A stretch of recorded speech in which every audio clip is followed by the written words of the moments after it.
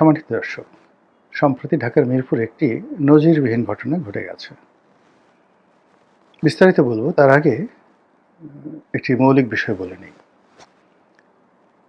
আপনারা জানেন যে গত ২টি বছর ধরে জামাত ইসলামী বাংলাদেশের রাজনীতিতে খুবই গুরুত্বপূর্ণ হয়ে উঠেছিল। তারা বলতে গেলে ডিফ্যাক্টো সরকার হিসেবে ডক্টর মোহাম্মদ ইউনূসকে পরিচালন করত।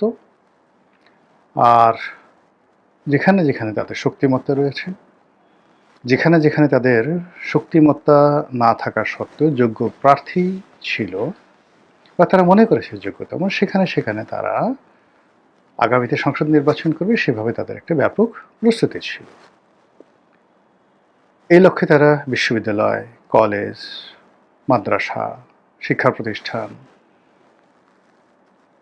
মসজিদ থেকে শুরু করে সর্বত্র তারা তাদের আধিপত্য বিস্তার করেছিল।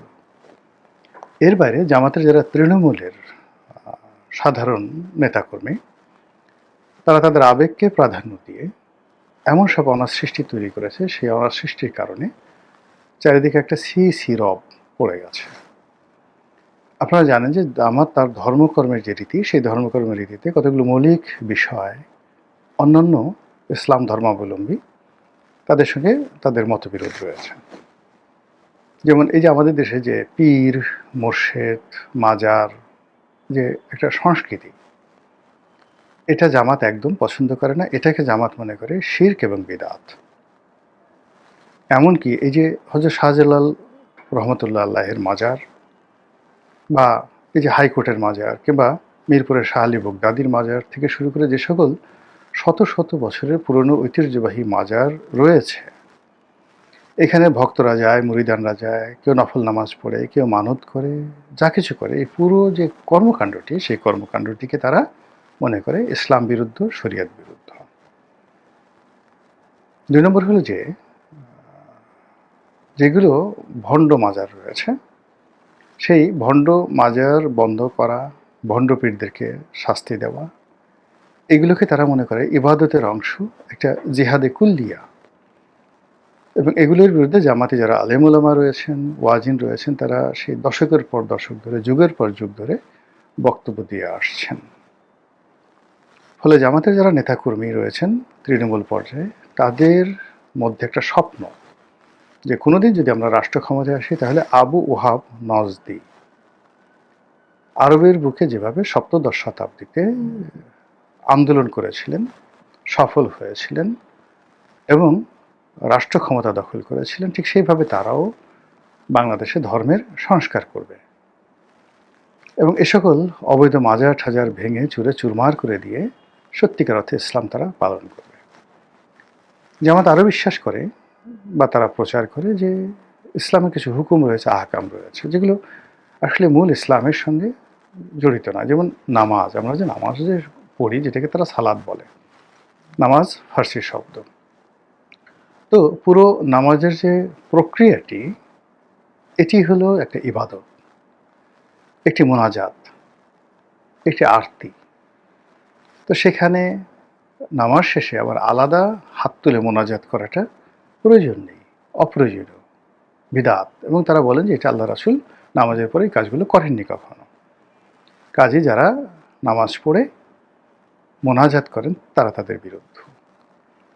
এরপরে এই যে বিভিন্ন মাজার জিয়ারত করার জন্য আমরা যাই, এই সফরকেও তারা কিন্তু হারাম বলে। তো গত দশকের পর দশক ধরে তারা যে প্রচারগুলো চালিয়ে আসে, সেই প্রচারের প্রেক্ষিতে এইবার যখন তারা ক্ষমতা রেখার খুব কাছাকাছি চলে এসছে, তখন তারা ধারণা করছে, তাদের যারা মানে সাধারণ নেতাকর্মী রয়েছেন, তারা তো মনে করেন যে জামাত একটা আধ্যাত্মিক দল, এই দল করলে জান্নাতে যাওয়া যায়। এই দলে যারা নেতা রয়েছেন, শীর্ষ পর্যায়ের নেতা, তারা আল্লাহর ওলি, সবাই আল্লাহর ওলি। তো কাজেই দেশের যে শেখ হাসিনার পতন, এটা মনে করেছে জামাতের নেতাকর্মী যে তাদের দোয়ার ফলে এটা হয়েছে। দ্বিতীয়ত তারা মনে করছে যে তারা ক্ষমতায় চলে আসছে, আল্লাহ এরকম একটা হয়তো সিদ্ধান্ত নিতে যাচ্ছেন, এরকম তাদের একটা ধারণা। তো এই কারণে তারা কি করলো, হয়তো দলের যারা সেন্ট্রাল কমান্ড রয়েছেন, তাদের সাথে পরামর্শ ছাড়া বা তাদের কোনো উস্কানি ছাড়াই তারা সারা দেশে মাজার ভাঙাকে রীতিমতো ইবাদতের বা জিহাদে কুল্লিয়া হিসেবে তারা নিল। এর ফলে জামাতের অনেক ক্ষতি হয়েছে। সারা বাংলাদেশে মানে যে ঘটনাগুলো ঘটেছে এর ফলে ইসলাম যে একটা উগ্রবাদী ধর্ম এবং জামাত যে একটা উগ্রবাদী দল, এটা আমেরিকাকে ভয় দেখিয়ে দিয়েছে।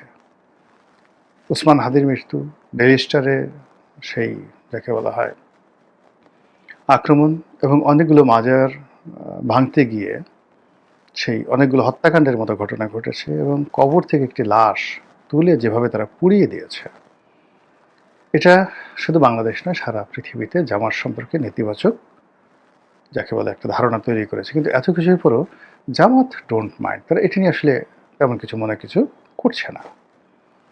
তারা মনে করছে দে আর স্টিল ইন দ্য রাইট পথ, তারা সঠিক পথে আছে, এবং তারা তাদের যে জিহাদি কুল্লিয়া এটা তারা চালিয়ে যাচ্ছে। এবং এরই ধারাবাহিকতায় মিরপুরের যে ঐতিহ্যবাহী শাহ আলী বগদাদির যে মাজার, এই মাজারে জামাতের যারা নেতাকর্মী তারা আক্রমণ চালিয়েছে। জামাত অস্বীকার করেছে, কিন্তু ভিডিও ফুটেজে দেখা যাচ্ছে জামাতের চিহ্নিত লোকজন সেখানে গেছে। তারপর যাদেরকে ইতিমধ্যে গ্রেপ্তার করা হয়েছে তারাও জামাতের লোক। অধিকাংশ ওখানে যে সংসদ সদস্য হয়েছে মীর কাসিম আলী সাহেবের ছেলে ব্যারিস্টার আরমান, তো সেই আরমান এটা নিয়ে যে বিবৃতি দিয়েছে বা যে কিছু বলেছে, এই প্রথম জামাতের কোনো সংসদ সদস্য বা দায়িত্বশীল কোনো নেতা কোনো মাজারের আক্রমণ সম্পর্কে বা আক্রমণ নিয়ে এভাবে বক্তব্য দিতে আসলো। যেহেতু ঘটনাটি মিরপুরে ঘটেছে, সেহেতু এর দায় দায়িত্ব আরমানের উপর আসছে, আরমানকে জবাবদিহি করতে হবে। আর আরমান এমনি শারীরিকভাবে মানসিকভাবে আমার কাছে মনে হচ্ছে না যে সুস্থ।